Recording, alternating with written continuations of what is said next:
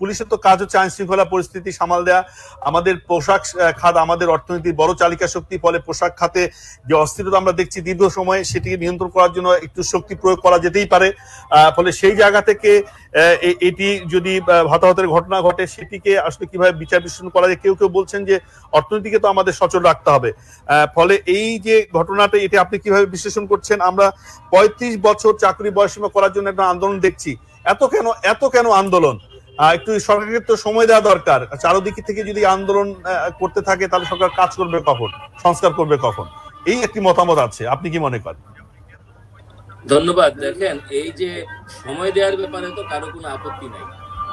যারা দেশে গণতন্ত্র চায়, যারা দেশে রাষ্ট্র সংস্কার চায়, সকলেই সংস্কারের জন্য সময় দিতে চান।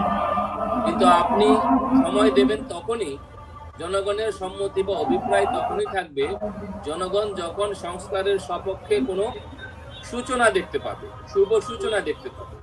কিন্তু আমরা দেখতে পাচ্ছি সংস্কারের নামে বিভিন্ন জায়গায় কতিপয় নির্দিষ্ট একটি দলের বা নির্দিষ্ট একটি মতাদর্শের লোকেদের পদায়ন ছাড়া আর সংস্কারের যে নীতিগত পরিবর্তন, সেটি কিন্তু লক্ষ্য করা যাচ্ছে না।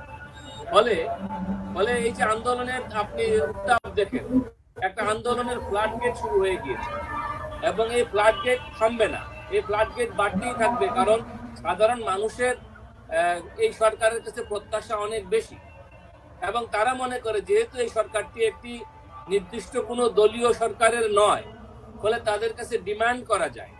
সেই ডিমান্ড কতটা যৌক্তিক, কতটা বাস্তবসম্মত, এটা অনেক সময় বিবেচনা করা হচ্ছে না। যেমন ধরেন 35 বছর বয়সে যে বয়সসীমা বাড়ানোর কথা বলা হচ্ছে, তাহলে আপনি দেখেন যে বিশ্ববিদ্যালয় থেকে যে ছেলেটি পাশ করবে, যে মেয়েটি পাশ করবে, সে 25 বছর বয়সে বেরিয়ে তাকে 10 বছর তার চেয়ে যারা এগিয়ে আছে তাদের জন্য কিন্তু অপেক্ষা করতে হবে। এবং এই যে 10 বছরের ব্যবধান, এই 10 বছরের ব্যবধান দেশে কত বড় একটা তরুণ সমাজের ভিতরে কত বড় সংকট সৃষ্টি হবে। এবং আমার ধারণা যদি এটা চলতে থাকে, কয়েক মাস পরে 25 বনাম 35-এর দাঙ্গা শুরু হয়ে যাবে। তখন আপনি সেই 25 বনাম 35-এর দাঙ্গা আপনি কিভাবে সামাল দেবেন? এবং একই রকম ভাবে আপনি দেখেন যে পুলিশ, যেটা আমাদের একজন বিজ্ঞ সমালোচক যথার্থই বলেছেন যে পুলিশের পদায়ন পরিবর্তন করা হয়েছে, কিন্তু পুলিশ আইন বা আমাদের দেশের যে পুলিশ বিধিমালা, সেই জায়গায় ন্যূনতম কি বিধিমালা পরিবর্তন করা হয়েছে আমি অন্তত আমার জানা নাই, অন্য কারো জানা থাকতে পারে। এবং একই রকম ভাবে আপনি দেখেন বাজারে যে আগুন, বিগত সরকারের যে বাজার সিন্ডিকেট, যে বাজারে যে আগুন জ্বলছিল, সেই আগুন কি নিভানো হয়েছে? আমরা ইলিশ মাছের কথা বলেছিলাম যে ইলিশ মাছ যাবে না ইন্ডিয়াতে, কিন্তু আমরা দেখলাম ইন্ডিয়ার সাথে ইলিশ রাজনীতি, ইলিশ পাঠানো আবার শুরু হয়ে গিয়েছে। এই যে মুখে একরকম কথা, কাজে আরেক রকম কথা, এগুলো তো সংস্কারের লক্ষণ না।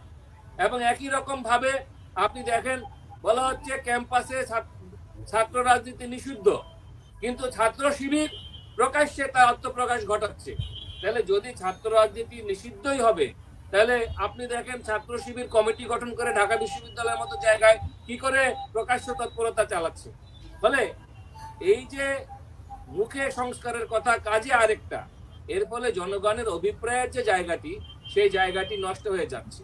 এবং বিগত সরকারের আমলে কি দেখা গিয়েছিল, যে বারবার ব্যর্থ হয়েছে তাকে একই পদে রাখা হয়েছে, বারবার যে ব্যর্থ হয়েছে তাকে একই পদে রাখা হয়েছে। এখন কি হচ্ছে, যিনি ব্যর্থ হচ্ছেন বিভিন্ন পদায়নে, তাকে কি সরিয়ে দেওয়া হচ্ছে?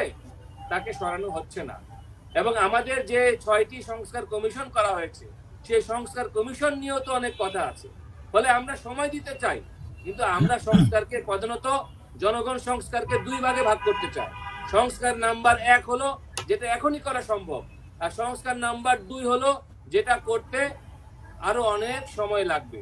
কিন্তু আমি মনে করি আমাদের নির্বাচন সংস্কার, আমাদের পুলিশ সংস্কার, আমাদের ব্যাংক এবং অর্থনৈতিক খাতের যে সংস্কার ইত্যাদি সংস্কারে আমাদের যে ন্যূনতম যে কাজ, সেই কাজটি করার জন্য বিরাট কোনো বৈজ্ঞানিক বা রাষ্ট্রবিজ্ঞানী হওয়ার প্রয়োজন নাই। সেই প্রস্তাবনা জাস্টিস শাহাবুদ্দিন সরকার বহু আগেই দিয়ে গেছে, বিগত সরকারগুলো সেটা বাস্তবায়ন করে নাই। আপনার সচিবালয়ে তো ফাইলে রেডি আছে, জাস্টিস শাহাবুদ্দিনের সুপারিশ বাস্তবায়ন করুন, সংস্কার হয়ে যাবে। হয়তো সামান্য কিছু পরিবর্তন আনতে হবে, সেটি না করে সংস্কারের মূলা ঝুলিয়ে আপনি কি কিয়ামত পর্যন্ত থাকবেন কিনা এই প্রশ্ন জনগণের জি মধ্যে উঠে পড়েছে। ধন্যবাদ।